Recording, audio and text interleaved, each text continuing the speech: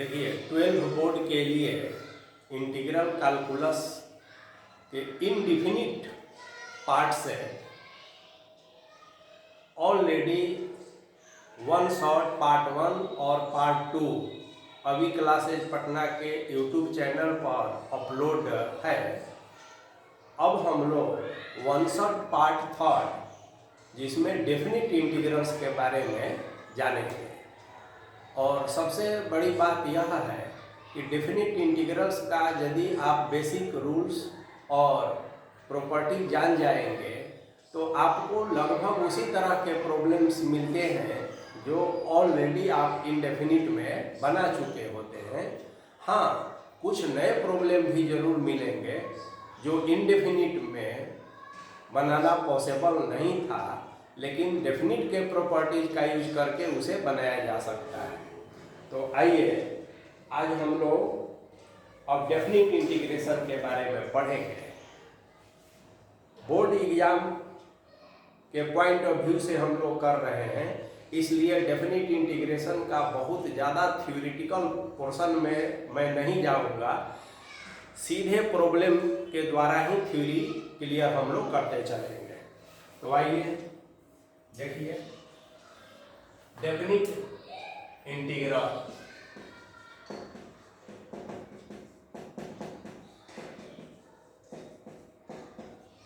अब क्या होता है, जैसे मान लिया जाए कि इंटीग्रेशन ऑफ एफ एक्स जो है डी एक्स आप कहते हैं, और मान लिया जाए कि इसमें आप कहते हैं कि इसका इंटीग्रल एफ एक्स है तो और प्लस सी, तो यह इंडिफिनिट हो गया। लेकिन यदि आप ए से बी यहाँ पर कह दें, है ना, इंटरवल में, मान लीजिए कि ये जो फंक्शन है क्लोज इंटरवल ए बी में कंटिन्यूअस है, तो यही fundamental theorem of integral calculus का नियम है कि ए से बी के बीच इसको इंटीग्रेट करते हैं। तो यहाँ भी ये ए से बी लिख देते हैं, और नियम यह है कि पहले हम बी को लेते हैं और उसके बाद ए को लेते हैं। तो देखिए, तो यहाँ पर ए बी लिख देंगे प्लस सी और माइनस एफ ए लिख देंगे और माइनस सी। ब्रैकेट को तोड़ेंगे तो चाहे ऐसे पहले कर लीजिए। अब देखेंगे आप कि सी और सी तो कैंसिल हो गया, तो क्या बचा, तो एफ बी और माइनस केवल एफ बी एफ ए बचा।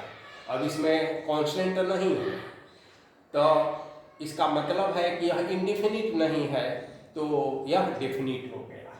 तो हमेशा बस यही ध्यान में रखना है कि ए से B F X D X का ऐसे होता है। अब देखिए इस तरह से होता है। अब आप देखेंगे कि अलग अलग प्रॉब्लम होगा और कैसे हम उसको डेफिनिट निकालते हैं। तो तेजी से कुछ क्वेश्चन देखते चलिए, हम लोग बहुत फास्ट देखेंगे। जैसे -π/4 से π/4 हो गया, और यहाँ देखिए sec स्क्वायर x dx हो गया। तो आप जानते हैं कि sec स्क्वायर x का क्या होता है, इंटीग्रेशन tan x होता है। अब डायरेक्ट इसको आपको याद रखना होगा क्योंकि पहले से आप पढ़ चुके हैं। और -π/4 और यहाँ π/4, अब वैल्यू पुट कर देंगे। एक बार tan π/4 कह देंगे माइनस, और tan -π/4 कह देंगे। tan 1 होता है π/4, -1 होगा तो माइनस माइनस प्लस, तो ये 2 हो जाएगा। दूसरा क्वेश्चन लेते हैं। जैसे अगर मान लिया जाए कि tan x dx का इंटीग्रेशन क्या होगा, कोई भी आप लोअर लिमिट अपर लिमिट कुछ भी ले सकते हैं। जैसे 0 से π/4 हमने ले लिया, और सभी क्वेश्चंस हम वही ले रहे हैं जो पहले प्रीवियस ईयर में एमसीक्यू में या 1 नंबर में या ज़्यादा में पूछे गए हैं। तो देखिए, अब सबसे बड़ी बात यह है कि कि tan x का इंटीग्रेशन क्या होता है।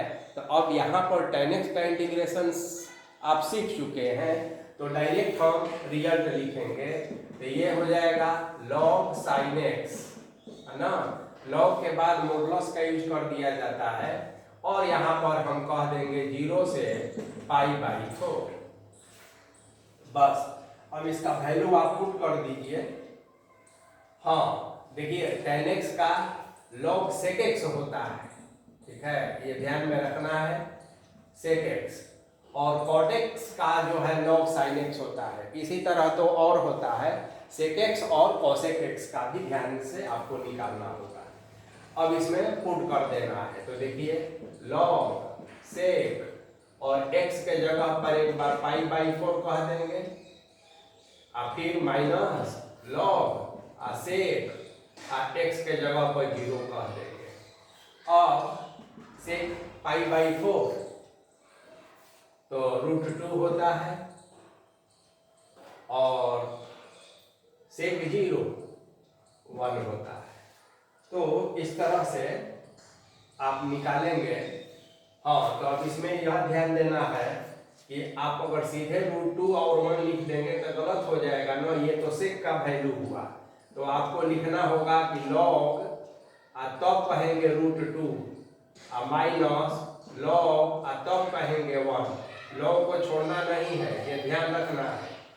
अब देखिए log 2 का पावर 1/2 कह सकते हैं √2 को, और log 1 हमेशा 0 होता है, याद रखिएगा।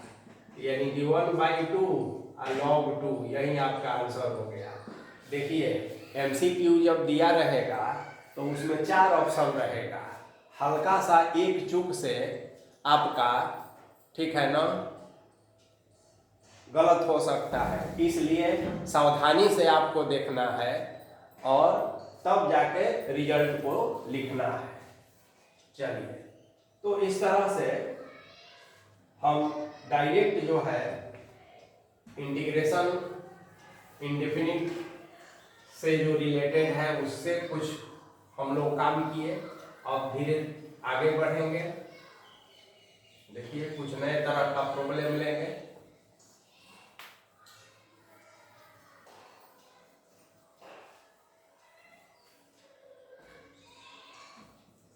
अब देखिए इंडेफिनिट में आप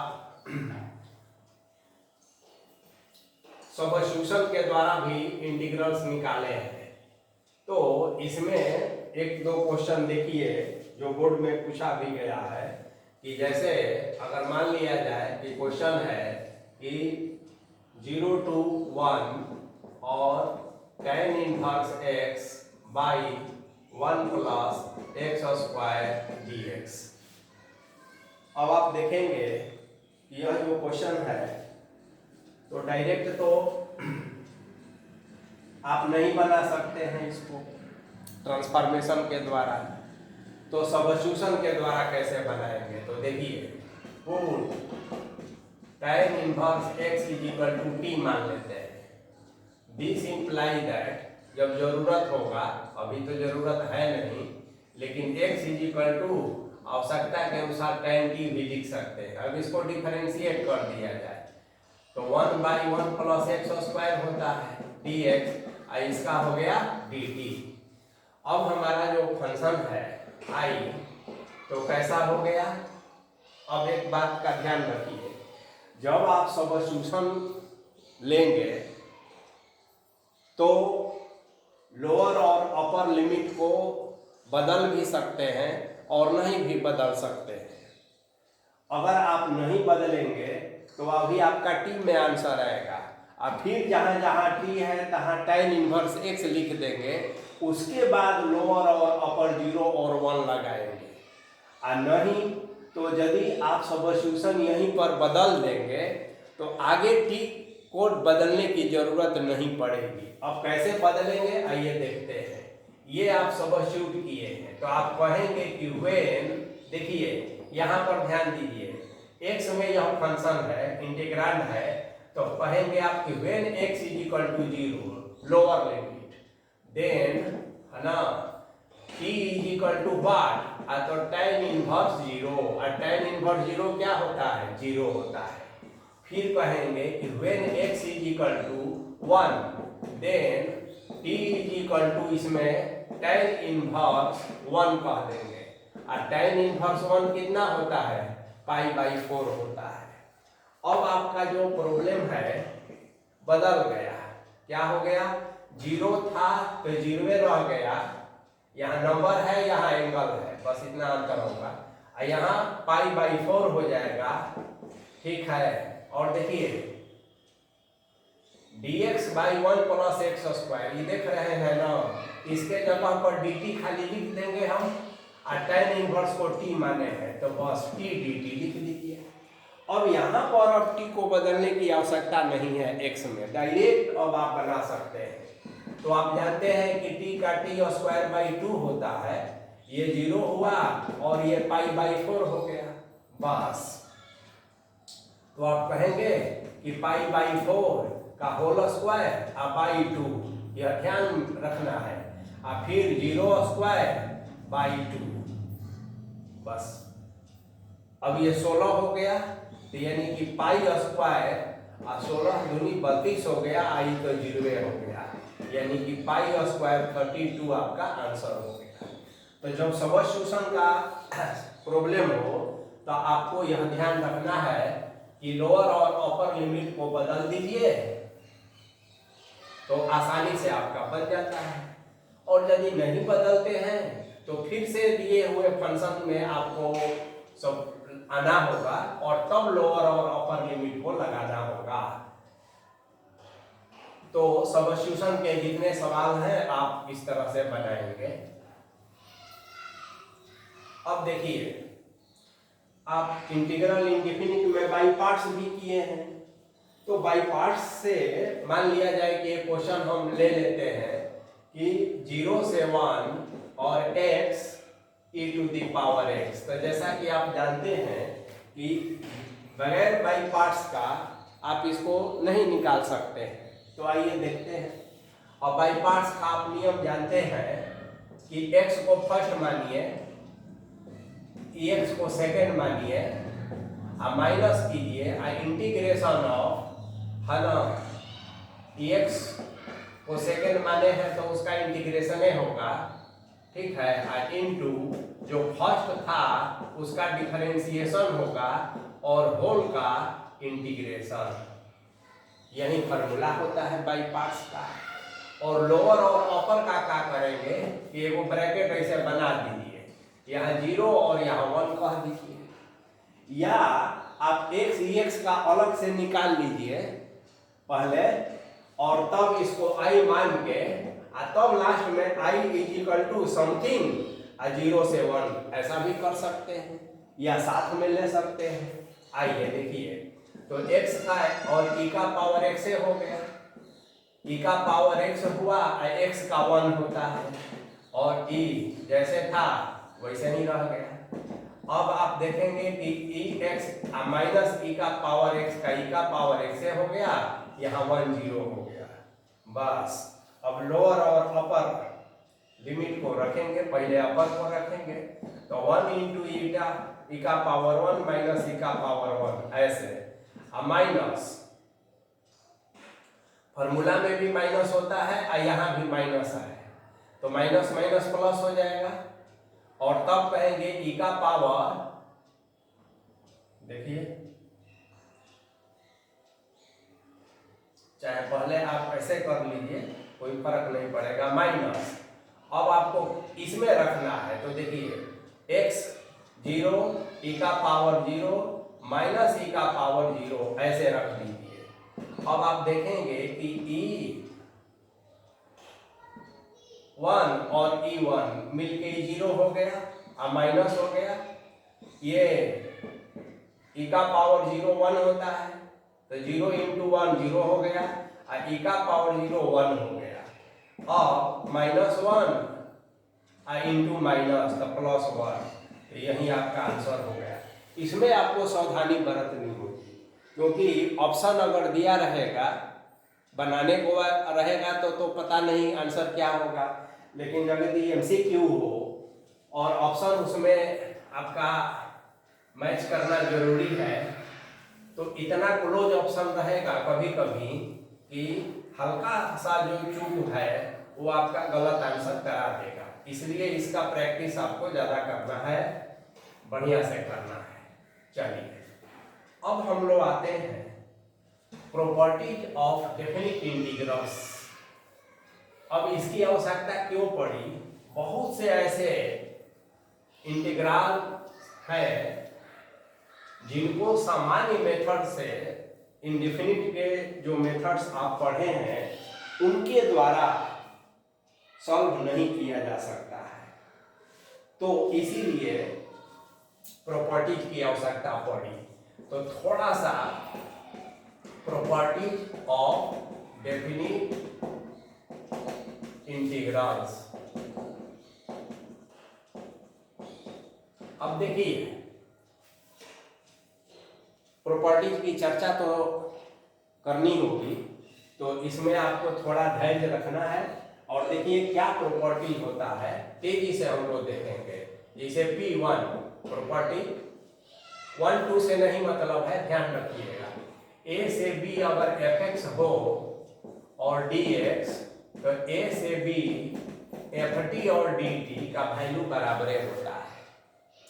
माने वेरिएबल चेंज हो जाने से लोअर लिमिट और अपर लिमिट यदि सेम रहे, आप फंक्शन का वेरिएबल खाली चेंज हो जाए तो कोई फर्क नहीं पड़ेगा। बहुत आसान है। देखिए जैसे अगर हम x 0 से 1 dx कहें और 0 से 1 d dt कहें, तो आप देखेंगे कि दोनों का वैल्यू बराबर होगा। देख लीजिए x² 2 है ना, 1 0, और t² 2, आप फिर देखिए 1 0, तो ये 1/2 -0 और 1/2 -0, तो देख रहे हैं दोनों का वैल्यू सेम आ गया। तो ये प्रॉपर्टी है। चलिए आगे देखते हैं। हर प्रॉपर्टीज का यूज है और हम लोग प्रॉब्लम देखते चलेंगे। देखिए दूसरा प्रॉपर्टी है कि यदि A से B हो, fx dx हो, तो जो अपर लिमिट है उसको लोअर कर दीजिए और जो लोअर है उसको अपर कर दीजिए, और यहाँ जैसे था वैसे लिख दीजिए, ठीक है ना। तो एक माइनस हो जाता है। यह बहुत इंपॉर्टेंट प्रॉपर्टीज है। कभी कभी सवाल नहीं बनता है तो अपर को लोअर, लोअर को अपर करना पड़ता है। तो ये बहुत आसान है, कोई भी एग्जाम्पल अपने से आप ले सकते हैं। अब P3 तीसरा प्रॉपर्टी जो है, ये भी बहुत इंपॉर्टेंट प्रॉपर्टी है।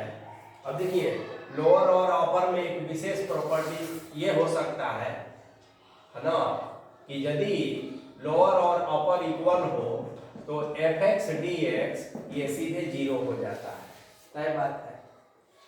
और देखिए एक प्रॉपर्टी है P3, ये बहुत इंपॉर्टेंट प्रॉपर्टी है। जैसे अगर A से लेकर B तक हो, ठीक है। चलिए हम लोग प्रॉब्लम के द्वारा भी इसको देखते चलेंगे कि किस प्रॉपर्टी का कहाँ कहाँ यूज है, ठीक है। तो इसलिए P3 प्रॉपर्टी हम लिख कर और एक प्रॉब्लम भी आपको बताते चल रहे हैं, तो उसे और आपको स्पष्ट हो जाएगा। प्रॉब्लम वही होगा जो बोर्ड एग्जाम में किसी न किसी प्रीवियस ईयर में पूछे गए हैं। तो आइए पहले देखिए प्रॉपर्टी P3, वो क्या होता है कि अगर A से B fx dx हो, और तो यहाँ A से C कह दीजिए fx dx, प्लस C से A कह दीजिए, सॉरी C से B कह दीजिए fx dx, ठीक है। जहाँ C क्या है, तो A से B के बीच का कोई नंबर है। अब आप देखिए व्यवहारिक जीवन में भी इस तरह की समस्या आती है कि आप एक शहर से दूसरे शहर जाना चाहते हैं, A से B के जगह पर जाना चाहते हैं, लेकिन डायरेक्ट जाने का कोई साधन नहीं है। हाँ, तो क्या है कि C एक दूसरा जगह है, तो पहले आप यहाँ से आ जाइए तब यहाँ जाइए, तो वही मैथमेटिक्स में भी स्थिति आती है। तो उसी स्थिति के लिए यह प्रॉपर्टी है, ठीक है ना। ये ऐसे ही आप पर बोझ बढ़ाने के लिए नहीं है, बल्कि आपका बोझ हल्का करने के लिए है कि उस सिचुएशन में जब आप फंसेंगे तो फिर कैसे करेंगे। तो देखिए, बहुत ही एक बढ़िया क्वेश्चन लेते हैं, उसी से आप समझ लीजिएगा। जैसे मान लीजिए कि आपसे कहा जाए कि -2 से 2 mod x dx का इंटीग्रेशन क्या होगा। तो आप जानते हैं समस्या कि mod x जो है ना, पॉजिटिव नेगेटिव दोनों होता है। x होगा जब x ग्रेटर 0 होगा, -x होगा जब x लेस देन 0 होगा। तो यहाँ क्रिटिकल पॉइंट तो 0 ही होगा, मैंने 0 से लेफ्ट और 0 से राइट के लिए ये अलग अलग वैल्यू देता है। अब एक समस्या है, यहाँ -2 से 2 के इंटरवल में, मैंने डायरेक्ट इंट्री नहीं है, -2 से 2 के इंटरवल में कभी देख रहे हैं कि प्लस हो रहा है तो कभी माइनस हो रहा है। तो बंटवारा करना जरूरी है। तो बंटवारा कैसे करेंगे कि देखिए, -2 से 2 ऐसा है, तो आप क्या करेंगे कि क्रिटिकल पॉइंट 0 है, तो यहाँ पर आप ले लेंगे 0, ठीक है। और 0 से -2 लेकर चलेंगे, -2 नीचे वाला देखिए, a लेकर चले हैं, a है तो a तो रहेगा ही। और एक c के जगह पर नया चीज खोजना है, तो वो नया चीज कनेक्टिंग आपका यहाँ 0 है, 0 से छोटा के लिए 0 से बड़ा के लिए, तो क्रिटिकल पॉइंट 0 है, तो यहाँ आप 0 कह दीजिए। और तब कहिए mod x dx प्लस, चूंकि 0 अब यहाँ रखना पड़ेगा, फॉर्मूला देखिए, और लास्ट में जो अपर लिमिट है उसको यहाँ रख दीजिए, और तब mod x dx कहिए। अब क्लियर हो जाएगा। अब देखिए, -2 से 0 मैंने कि लेफ्ट, और लेफ्ट के लिए माइनस होता है, तो इसका मतलब है कि -2 0 और -x dx हो गया। और यदि 0 से 2 है तो 0 से बड़ा के लिए तो पॉजिटिव होता है, तो x dx। तो अब इसका तो करना आप जानते हैं, ये माइनस बाहर हो जाएगा और x² 2 हो जाएगा, और ये -2 0 हो जाएगा, प्लस x² 2 हो जाएगा, और 2 0 हो जाएगा। देखिए, अब तो ये प्रॉपर्टी कितना महत्वपूर्ण है आप समझ सकते हैं। और ये प्रॉपर्टी नहीं रहता तो ऐसे प्रॉब्लम नहीं बनते। तो देखिए, ऊपर कर देते हैं, तो -x² 2 हो गया, यहाँ -2 से 0 प्लस x² 2 हो गया, और 0 से 2। अब अपर लिमिट और लोअर लिमिट आप रख लीजिए और सावधानी से उसको सिंप्लीफाई कर लीजिए, तो वही आपका आंसर हो जाएगा। अब ऐसे बहुत सारे क्वेश्चंस मिलते हैं, ठीक है ना। जैसे मान लिया जाए कि कभी आपसे दे दिया जाए कि x - 5 ऐसे, और इंटीग्रेशन ऑफ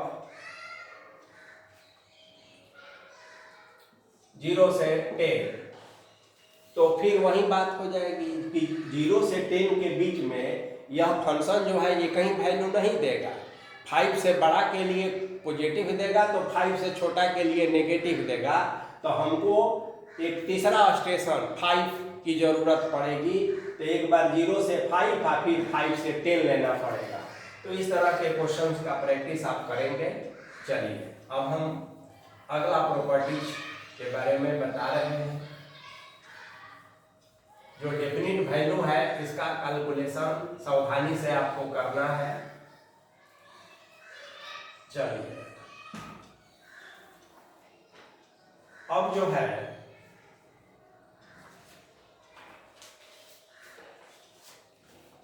P4 ये भी प्रॉपर्टी है। जितना ही ज्यादा प्रॉपर्टीज रहेगा उतना ही आप कठिन प्रॉब्लम को आसानी से बनाने में सफल होंगे। तो इसलिए प्रॉपर्टी से घबराना नहीं, बल्कि खुश होना। देखिए यह प्रॉपर्टी कहता है कि एफ है तो एफ ए है और लोअर और अपर को जोड़ दीजिए, समझ गए, एक्स उसमें घटा दीजिए तो कोई फर्क नहीं पड़ेगा। और इसका ही भाई बंधु है कि यदि ए से बी हो और एफ एक्स डी एक्स हो, अब ए से बी में ऐसा कर ले, 0 से ए कह दे, माने जहां जहां ए है वहां 0 और जहां जहां बी है वहां ए, तो ये और आसान हो जाएगा कि 0 से ए माइनस एक्स डी एक्स, दोनों एक ही प्रॉपर्टी है। यह स्पेशल केस है कि इस प्रॉपर्टी में a बराबर 0 और b बराबर a पुट कर देने पर ये मिला। और याद रखना बहुत आसान है, देखिए 0 से एफ एक्स डी एक्स, तो x के जगह पर a माइनस एक्स अगर रख दें तो कोई फर्क नहीं पड़ेगा, definite integral same to same value देगा। और ये लोअर और अपर को जोड़कर, तो ये प्रॉपर्टी जो है महत्वपूर्ण है। अब आप देखेंगे कि इस प्रॉपर्टीज का यूज करके कोई सवाल हम लोग बनाए ताकि आपको पता चले कि कितना महत्वपूर्ण है यह प्रॉपर्टी। सब प्रॉब्लम हम लेंगे वही प्रीवियस ईयर। तो यदि आपका कंसेप्ट बढ़िया है तो प्रॉब्लम चाहे जितना भी ट्विस्ट कर दे कोई फर्क नहीं पड़ेगा। चलिए क्वेश्चन लेते हैं, इवैल्यूट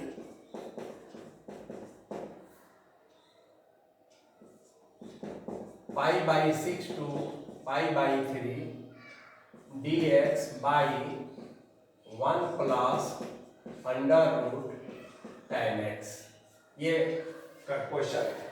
अब आप देखेंगे क्या कि सामान्य मेथड से जो इनडेफिनिट का है उससे बनाना ये कठिन है, ठीक है। तो देखिए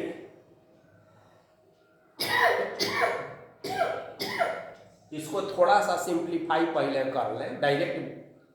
तो देखिए, तो यदि हम ऐसा कह दें पाई बाई 6 और पाई बाई 3, तो ये dx का dx होगा। अब tan का तो आप जानते हैं ना, 1 plus root sine X by root cos X होता है, यानी रूट कॉस एक्स ऊपर चला गया और यहाँ पर रूट कॉस एक्स हुआ और रूट साइन एक्स तो था ही, और यहाँ हो गया dx, और ये तो पाई बाई 6 हुआ और ये पाई बाई 3 हुआ। अब देखेंगे आप कि आपको प्रॉब्लम जो है क्वेश्चन कभी तो ये दिया रहता है और कभी ये दिया रहता है, दोनों एक ही प्रश्न है। अब ये आप अगर सीख गए हैं तो एग्जामिनर सोचा कि अरे आपको थोड़ा और कंसेप्ट का हम टेस्ट लेते हैं, आप ये बना कर गए, लेकिन परीक्षा में ये आ गया तो अपनी बुद्धि का प्रयोग करके इसको ऐसे बना लेंगे, और यदि ये दिया है तो भी इसको सिंप्लीफाई करके इस रूप में बना लेना है। अब उसके बाद प्रॉपर्टीज का यूज करना है। आइए देखिए प्रॉपर्टीज क्या कहता था, ध्यान दीजिएगा, पाई बाई 6 पाई बाई 3। अब देखिए रूट है तो रूट को फंक्शन को ऐसा ही रखना है, कॉस कहेंगे, और आप देखेंगे कि हम क्या बताए थे, अपर और लोअर है ना, लोअर और अपर को जोड़ते, तो जोड़िए पाई by 3 plus pi by 6 a plus b, हम माइनस x कह देंगे तो कोई फर्क नहीं पड़ेगा।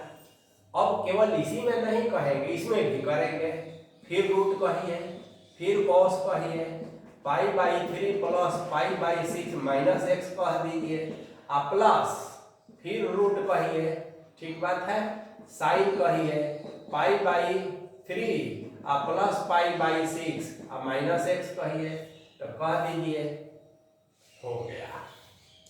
अब आप कहेंगे कि काहे ऐसा करेंगे, तो उत्तर है प्रॉब्लम को बनाने के लिए, डेफिनिट इंटीग्रल्स निकालने के लिए। नहीं ऐसा करेंगे तो आप नहीं बना पाएंगे। चलिए अब देखिए, ये जो आया है ये भी क्वेश्चन दिया रहेगा तो इस रूप में आपको ला देना है। इसको 1 नंबर मान लीजिए, अब इसको आप सॉल्व कीजिए, इसको तो देखिए पाई बाई 3 अब पाई बाई 6, एलसीएम तो 6 से हो जाएगा, तो 2 पाई आप यहाँ पाई 3 पाई बाई 6 यानी पाई बाई 2 हो जाएगा। तो देखिए अब यहीं पर आपको हम समझा दे रहे हैं कि इस दोनों के लिए यहाँ क्या है, पाई बाई 2 है, इसके लिए क्या है, पाई बाई 2 है, इसके लिए क्या है, पाई बाई 2 है। और आप फॉर्मूला एक जानते हैं ना कि cos pi by 2 minus x क्या होता है, साइन एक्स। तो अब ये जो प्रॉब्लम आपका है, देखिए कैसा बन गया, तो आप यहाँ रूटे लिखेंगे, यहाँ cos को साइन लिखना पड़ेगा आपको, क्यों कि cos 90 minus x sine x होता है, तो ऊपर में आपने साइन एक्स लिखा और बाई, ठीक है। इसके बाद का स्टेप हम लिख रहे हैं रेड कलर से, ये फिर आपको रूट लिखना होगा, cos है तो साइन हो जाएगा और प्लस साइन है तो cos हो जाएगा, और लोअर और अपर में तो कोई फर्क नहीं पड़ेगा, पाई बाई 6 और पाई बाई 3 ये तो जैसे था वैसे रहेगा, और ये आई के बराबर ही मामला चल रहा है आपका।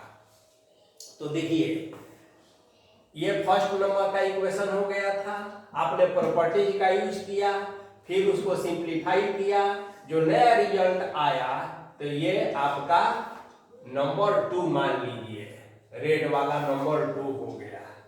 अब आप क्या करेंगे, यदि 1 और 2 पर ध्यान देंगे आप तो बड़ा इंटरेस्टिंग रिजल्ट है। आप देखिए क्या इंटरेस्टिंग रिजल्ट है कि आप सोच नहीं सकते, खुश हो जाएंगे। देखिए नीचे जो है ये और ये एक ही चीज है, इधर लिखिए चाहे इधर लिखिए तो दोनों का एलसीएम तो सेम है। आप ऊपर में यहाँ रूट साइन एक्स है तो यहाँ रूट कॉस एक्स है, तो ये भी आपस में जुड़ जाएगा, तो जोड़ने से बड़ा आपको इंटरेस्टिंग रिजल्ट मिलेगा। तो आप कहेंगे कि एडिंग 1 and 2, तो LHS को LHS में जोड़िए, तो I और I मिल के 2I हो जाएगा। लोअर और अपर में तो कोई फर्क नहीं पड़ेगा, पाई बाई 3 और पाई बाई 6 और पाई बाई 3 जैसे था वैसे रख दीजिए। अब यहाँ देखिए रूट कॉस एक्स प्लस इसका वाला रूट साइन एक्स, कहाँ है कि एलसीएम तो एक ही ना है, root cos X plus root sine X, ठीक है, और यहाँ dx, तो जोड़ने के बाद यह रिजल्ट आया।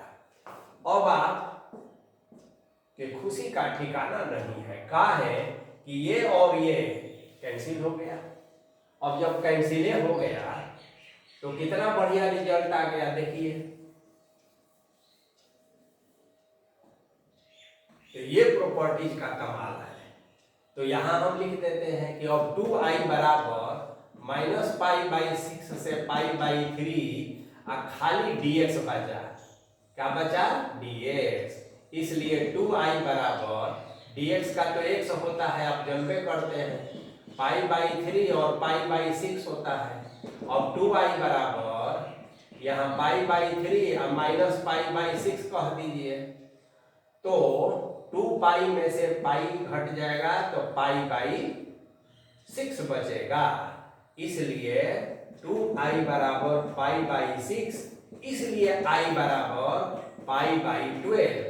i किसको माने थे, तो जब आप एग्जाम में बना रहे हो तो एक बार जो क्वेश्चन दिया है इस रूप में दिया है चाहे इस रूप में दिया है, तो इतना लिख दीजिए और उसके बाद लिख दीजिए कि हमने बनाया तो इसका वैल्यू आया π/12 आंसर। तो ये प्रॉपर्टीज और प्रॉपर्टीज का यूज करते हुए हम लोगों ने प्रॉब्लम देखा।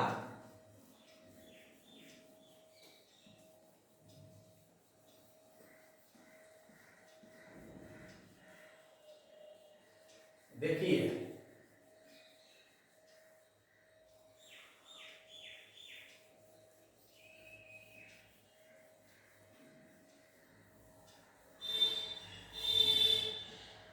अब हम आगे बढ़ते हैं। अब नेक्स्ट प्रॉपर्टीज, अभी हम लोग और भी प्रॉपर्टीज है उसके बारे में पढ़ेंगे, देखेंगे। चलिए, अब प्रॉपर्टीज का नंबर चाहे जो हो, स्पेशल प्रॉपर्टीज को भी आप मान लीजिए उसी में। अब प्रॉपर्टी 5, नंबरिंग से यहां नहीं मतलब है, ध्यान देना है आपको। अब देखिए एक प्रॉपर्टी है 0 से 2a fx dx, तो यह हो जाएगा 0 से a fx dx प्लस 0 से a f 2a minus x dx। अब देखिए इसके पहले वाला जो प्रॉपर्टी है ना, उसी से काम आपका चल जाएगा।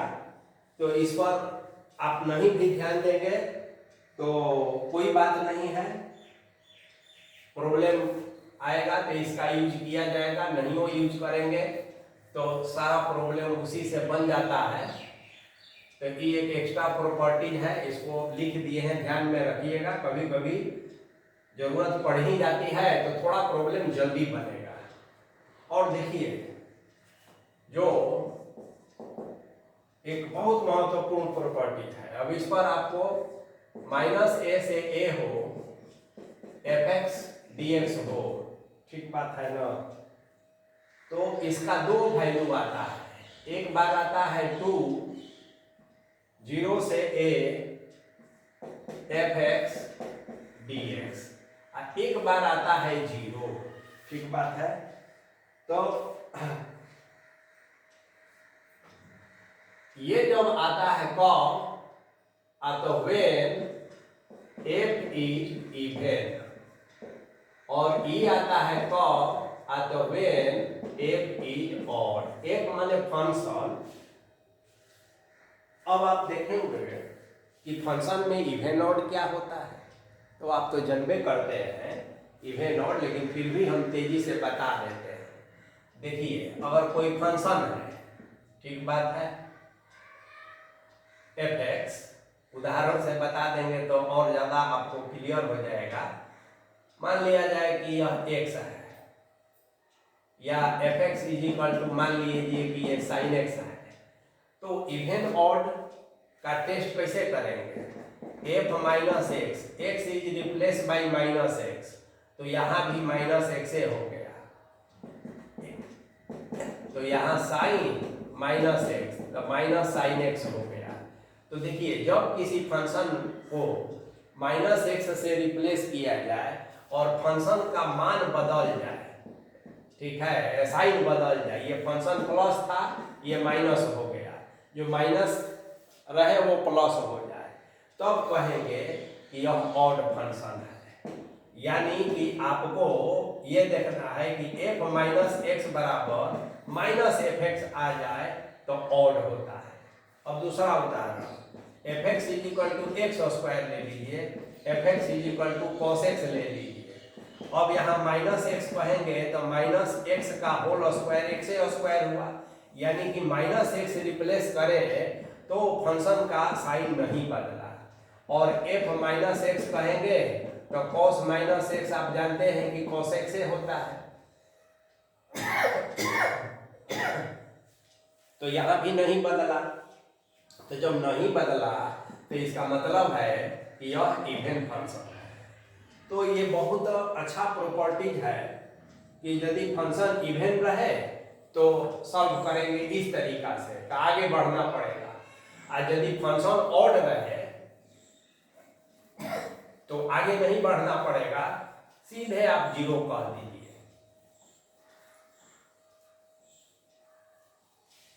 अब इस पर एक दो प्रॉब्लम करते हैं।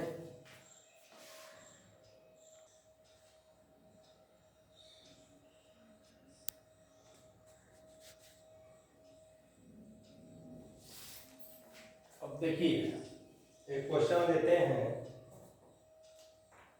ताकि इस प्रॉपर्टीज का यूज आप बेहतर तरीका से कर सकें।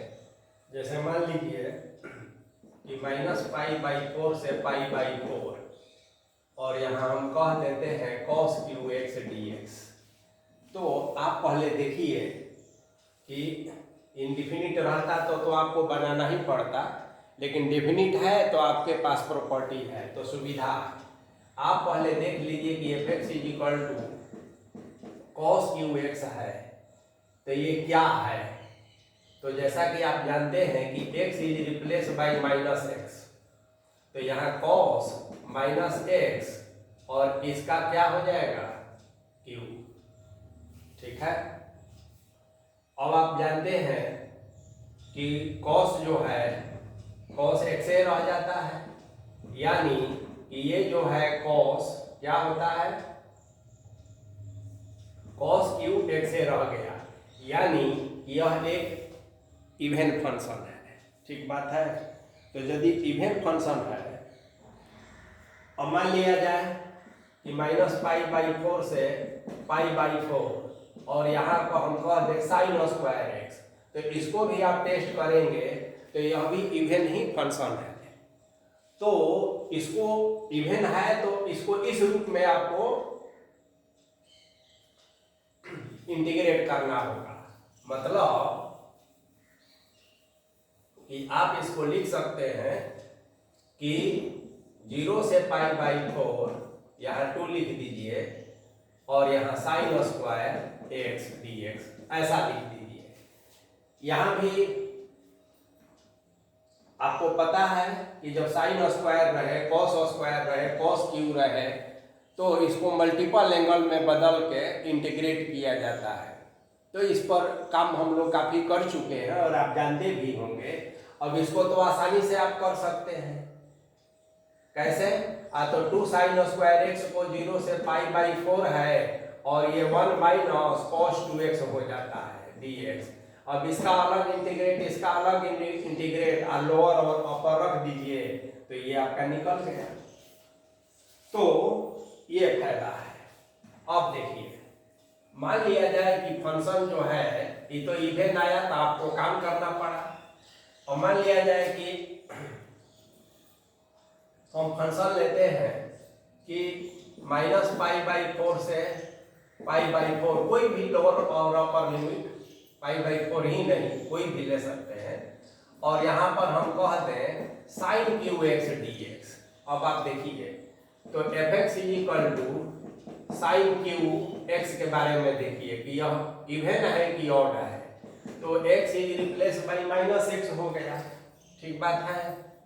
तो यहाँ sin हो गया, -x हो गया और यहाँ q हो गया, यानी -sin x हो गया और यहाँ q हो गया, यानी -sin qx हो गया, यानी कि साइन इसका बदल गया, यानी कि यह ऑड है।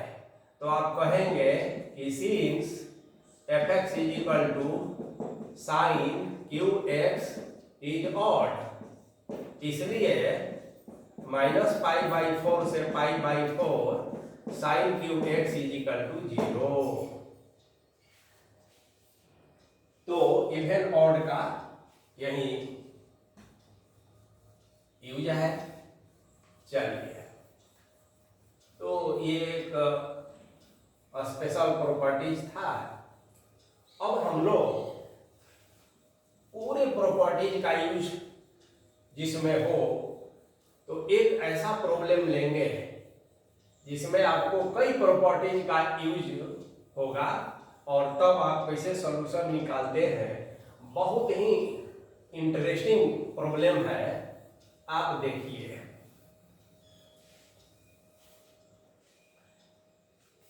एक क्वेश्चन और लेते हैं। हाँ, उस क्वेश्चन के पहले एक और क्वेश्चन थोड़ा देख लीजिए। यह देखने में तो लगेगा कि तो बड़ा डरावना है, आप पहला बार में डर जाएंगे। 1 बाई ई का पावर x प्लस ई का पावर माइनस x और ई का पावर x माइनस ई का पावर x और dx। तो सच पूछिए कि डर लग रहा है कि नहीं? नहीं, हम तो ऐसे ही हंस रहे हैं।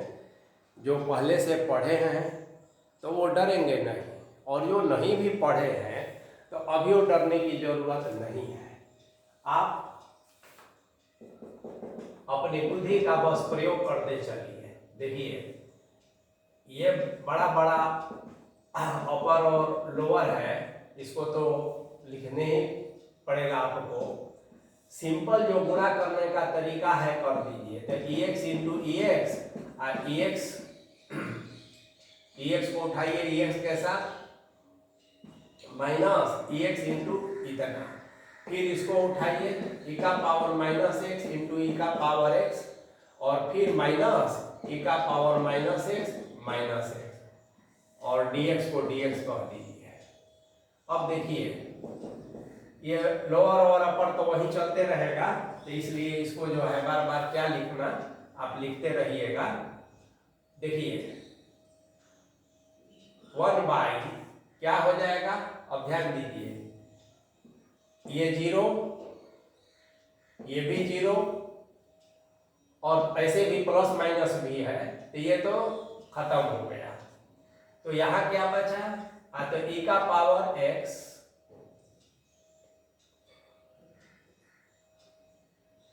और ई का पावर x, तो ई का पावर 2x हो जाएगा ना। अब आइए माइनस ई का पावर माइनस x तो माइनस 2x हो जाएगा, और यहाँ dx हो गया। ये लोअर और अपर जो है चलते रहेगा। चलिए फिर से एक बार लिख देते हैं। अब आगे बढ़िए, लोअर और अपर तो चलते ही रहेगा। इसको क्या कर सकते हैं, तो देखिए 1 बाई ई का पावर 2x है माइनस 1 बाई ई का पावर 2x कह सकते हैं ना, बिल्कुल कह सकते हैं। ये माइनस है तो नीचे आ गया। अब इसका एलसीएम वगैरह ले लीजिए। तो देखिए, हम ऊपर ही जगह बनाते हैं या एक लाइन और लिख देते हैं। log रूट 2 log रूट 3 और e का पावर 2x ऊपर चला गया, और बाई e का पावर 2x का होल स्क्वायर एलसीएम लेंगे तो माइनस 1 और हो गया dx। अब देखिए प्रॉब्लम कहाँ था और कहाँ आ गया, समझ गए ना। तो अब देखिए आगे पढ़िए, ये भी प्रीवियस ईयर में पूछा हुआ सवाल है।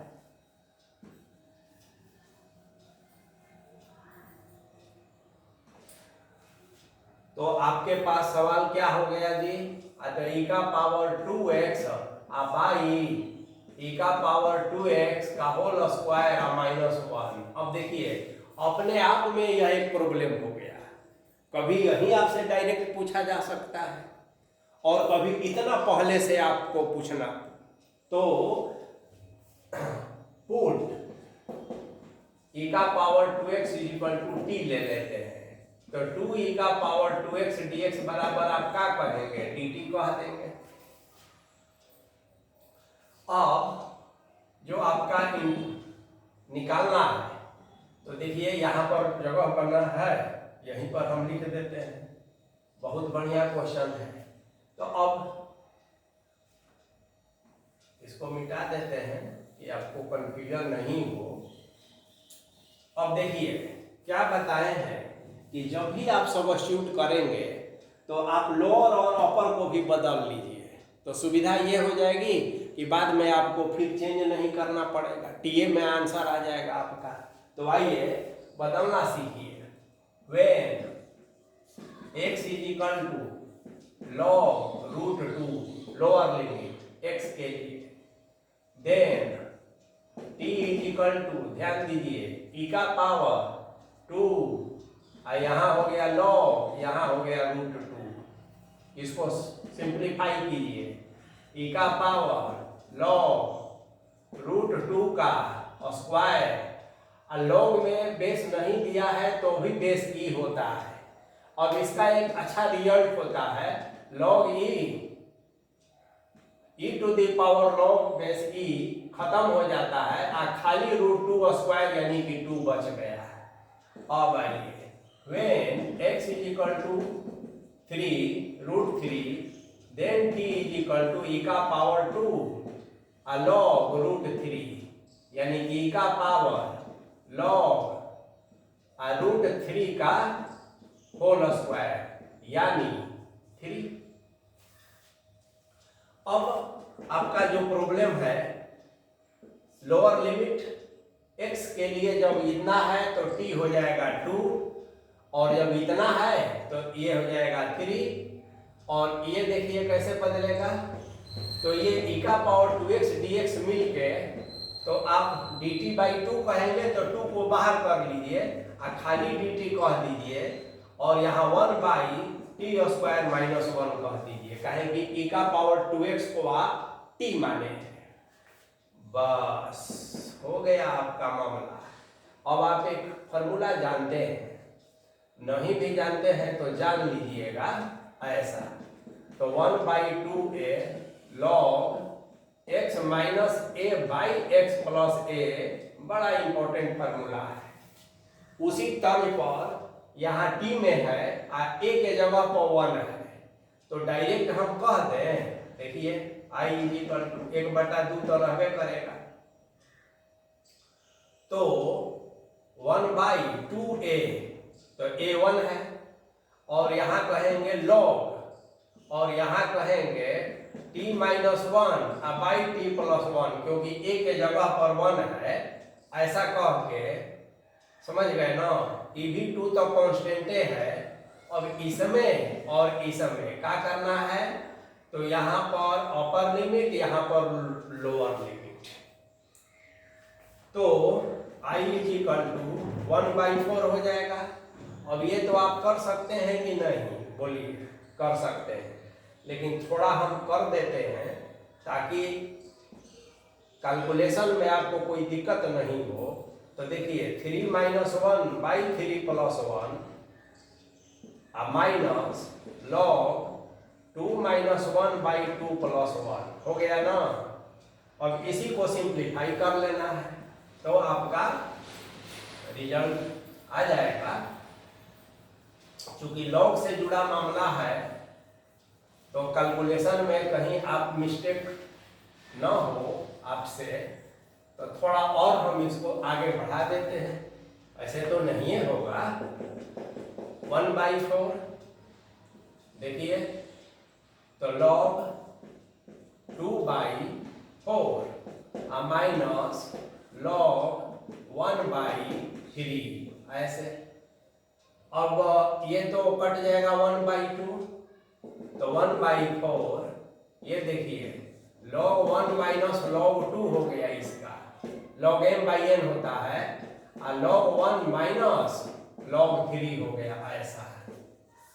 अब देखिए 1/4 है, log 1 0 होता है, मालूम है ना, तो यहाँ माइनस log 2 हो गया, log 1 0, और यहाँ प्लस log 3 हो गया है। अब देखिए 3 प्लस के साथ है और 2 माइनस के साथ है log, तो इसको 1/4 कहेंगे और log कह देंगे और 3/2 कह देंगे, तो यही आपका आंसर है। तो इसको ध्यान से करना, क्योंकि MCQ का जमाना है और more than 1 option is correct का भी जमाना है। वर्ड में भले 1 ऑप्शन हो, लेकिन कॉम्पिटिटिव एग्जाम में तो है, या कभी प्रूफ करने के लिए दे दे तो फिर कैसे प्रूफ करेंगे। तो इस तरह से इसको आप बनाएंगे। अब लास्ट एक क्वेश्चन हम लोग देखेंगे जिसमें कई प्रॉपर्टीज का यूज होगा। बहुत ही इंटरेस्टिंग क्वेश्चन है, तो इसको करेंगे हम लोग अभी। चलिए तो एक क्वेश्चन हम लेते हैं, evaluate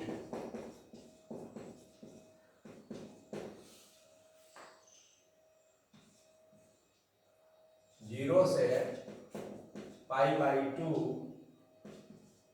log sin x dx।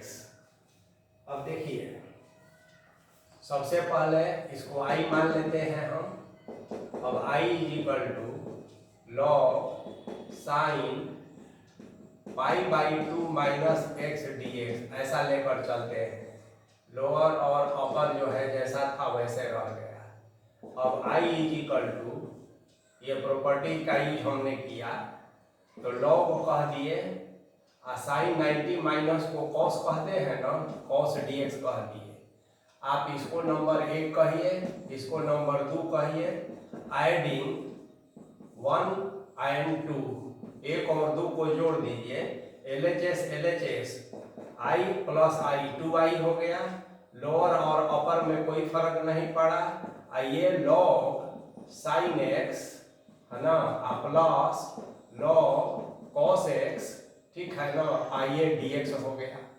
अब 2i = 0 से π/2 ऐसे ही रह गया। log का नियम होता है कि log यहाँ sin x into cos x हो गया, क्योंकि log m प्लस n होता है, तो log m plus log n, तो log m इंटू n। अब आप देखिए क्या करेंगे कि इससे आगे कैसे बढ़ेंगे, तो यहाँ आप देख लीजिए। अब हम थोड़ा सा इसको आगे बढ़ाते हैं। देखिए 2i = 0 से π/2 हो गया, यहाँ log हो गया, 2 से गुना कर दीजिए अपने से, है ना, और 2 से भाग कर दीजिए, तो कोई फर्क नहीं पड़ा। अब ऐसा क्यों करेंगे, तुरंत पता चलेगा। तो अब हमारा सवाल आ गया 2i, यहाँ 0 से π/2, और यहाँ आ गया log, ये जानते हैं ना, 2 sin x into cos x को sin 2x कहते हैं, तो log sin 2x हो गया। अब बाई 2 है तो इसको माइनस log 2 कह दीजिए, और इसको जो है dx कह दीजिए। अब 2i = 0 से π/2 और log sin यहाँ 2x कह दीजिए, माइनस 0 से फिर π/2 log 2 dx कह दीजिए। अब 2i = इसको i1 कह लीजिए, माइनस इसको i2 कह लीजिए। अब i1 और i2 को अलग अलग निकालिए, इसको नंबर 3 मान लीजिए, ठीक बात है ना। अब आइए, तो इससे आपको आसानी से समझ में आ जाएगा। देखिए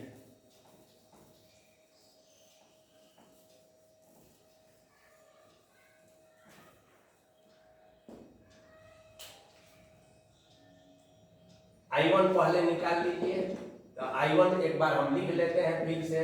0 से π/2 log, है ना, sin 2x dx। देखिए अपने आप में यह एक सवाल हो गया ना।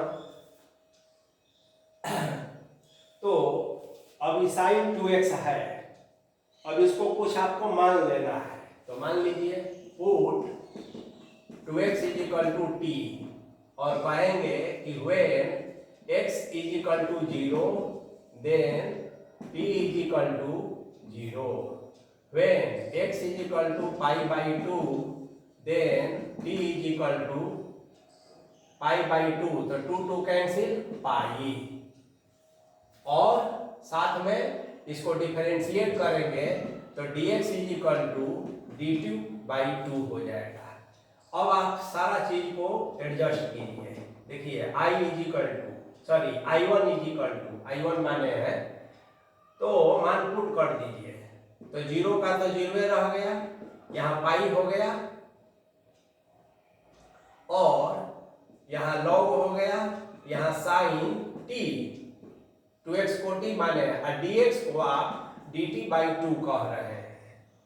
अब आइए I1 बराबर, देखिए एक तो 2 ये बाहर चला जाएगा, दूसरा आप क्या करेंगे कि यहाँ पाई है तो और यहाँ बाई 2 करके वो 2 से गुणा कर दीजिए, कोई फर्क नहीं पड़ा। और यहाँ लॉग, यहाँ साइन टी और dt है तो dt कह दीजिए। अब देखेंगे कि 2 कैंसिल हो गया। अब इसके बाद आप देखेंगे तो बड़ा इंटरेस्टिंग रिजल्ट है। I इज इक्वल टू जब आपको लिखना होगा तो देखिए फिर I1 इज इक्वल टू का लिख सकते हैं, तो 0 से π/2 और लॉग, देखिए t dt है लेकिन हम इसको लिख रहे हैं log sin x dx। अब आप पूछेंगे कि कैसे, तो ये पहला ही डेफिनिट इंटीग्रल का प्रॉपर्टी है कि वेरिएबल चेंज होने से, तो देखिए लोअर और अपर लिमिट सेम है, फंक्शन भी सेम है, तो t dt के जगह पर हम x dx खाली लिख दिए हैं। और ई लिखने से फायदा क्या हुआ, तो फायदा ये हुआ कि यही नो क्वेश्चन आपसे पूछा गया था। देखिए शुरू में यह क्वेश्चन पूछा गया था, तो इसको I कहते हैं। तो इसका मतलब ये हुआ कि जो I1 आपका निकला वह कितने के बराबर हो गया जी, तो आप कहेंगे कि I के बराबर हो गया। हमारा I1 जो है IA आ गया, तो खुश।